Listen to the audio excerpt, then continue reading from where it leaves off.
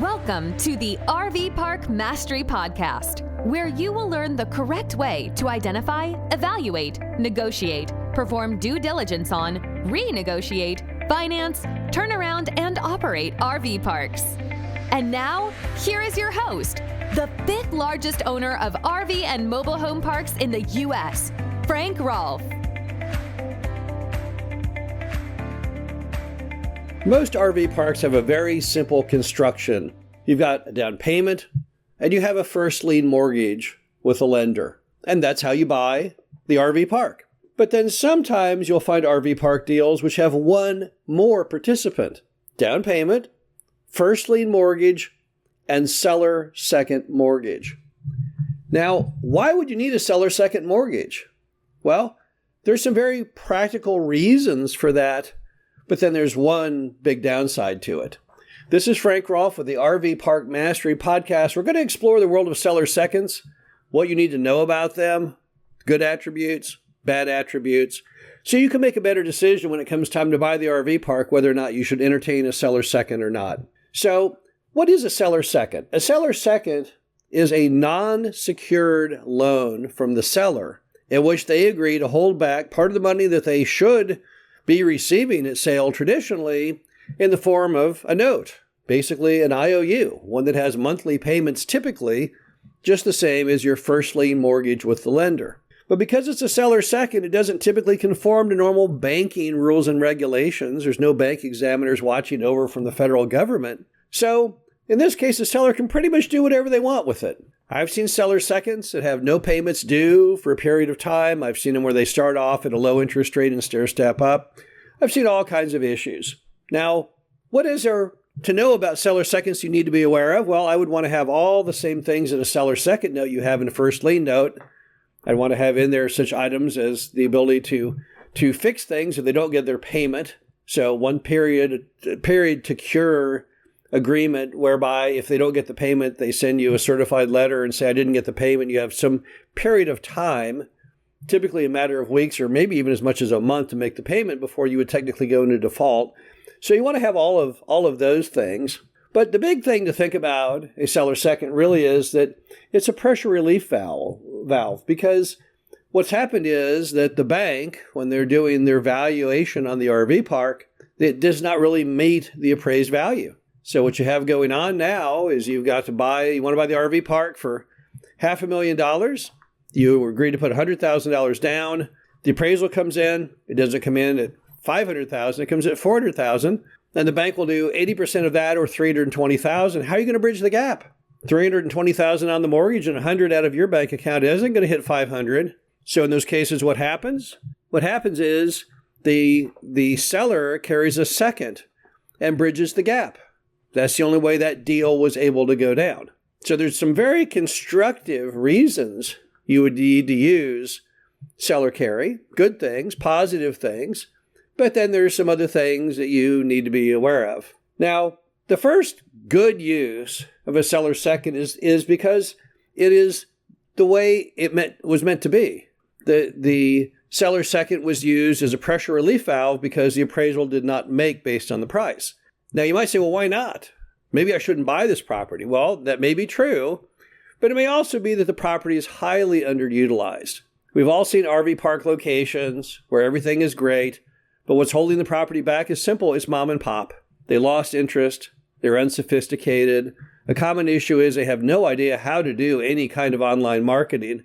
And so that's why the property is being punished, not because of anything it did wrong, but because mom and pop are just not able to manage it effectively. So if you have to bridge the gap might be because you are overpaying, but the other reason is that there is a gap, and you know there's a gap, but you know you can fix the gap quickly after taking control, and it will all work out fine in the end. So when you're plugging the gap, okay, that's a reasonable reason to have a seller second, okay.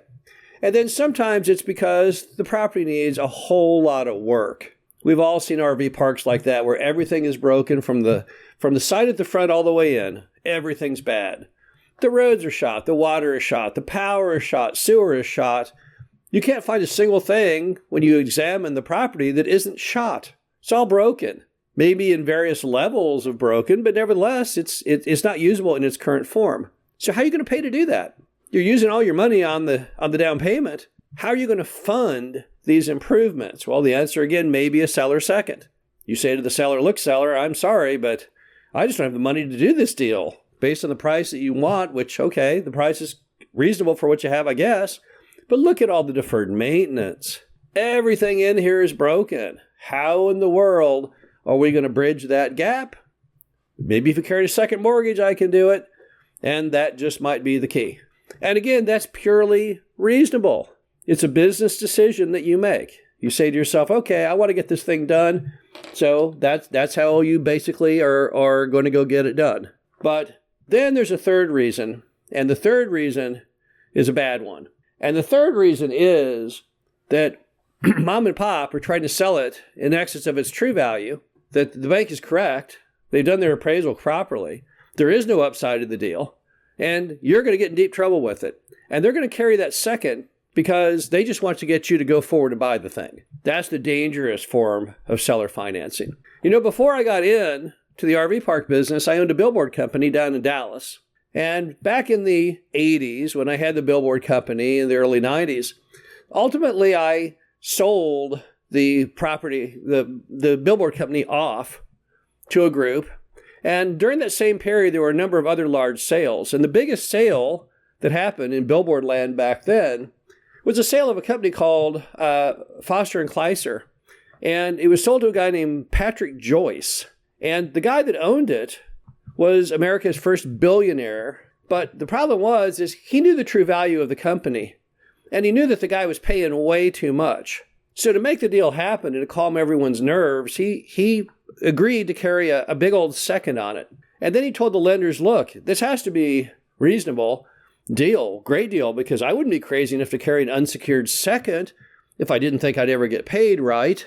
But the problem is he did know he would never get paid. He was getting more than he thought he should get for the whole company. And by giving the shell game that, oh, look, you know, no one would be nutty enough to carry paper on something that's bad, he convinced the buyer and the lender that the deal was fine. What happened? It crashed and burned. That's what you have to watch out on seller seconds. Sometimes the seller uses the second to entice you into the deal. Now, you may say, well, wait a minute, though. Look how much money the seller's leaving on the table. Well, how much are they truly leaving? Let's go back to the first example. Let's say you're buying the RV park for $500. The seller knows it's not worth $400.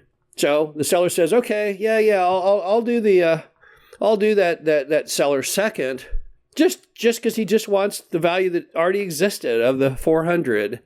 If he gets some of his seller second, okay, that's good. But if he doesn't, he's still got all that he wanted. So just watch out for seller second traps. If the seller's second is being used for constructive and reasonable purposes to make the deal happen, to bridge the gap, and you're willing to bridge the gap because you have great confidence in the deal, that's perfectly fine. Seller seconds are very, very normal. If, in fact, the whole point of the seller second is to give you false encouragement and to give false affirmation to the lender that the deal is safe, then you've got to have a real problem. Now, remember, the seller seconds not being collateralized aren't really an issue as far as the lender is concerned because they always had the first lien position. So a seller second is kind of all in the mind. It's not really a physical issue as far as the security of the collateral of the RV park. But it does have certain mind tricks that it can cause. And you have to be very careful that it's being done for real purposes, good purposes, investment purposes, and not to get you into a trap. This is Frank Rolfe for the RV Park Mastery Podcast. Hope you enjoyed this. Talk to you again soon. Thank you for listening to the RV Park Mastery Podcast. Be sure to visit us at www.rvparkmastery.com, where you can learn the correct way to identify, evaluate, negotiate, perform due diligence on, renegotiate, finance, turn around, and operate in RV parks.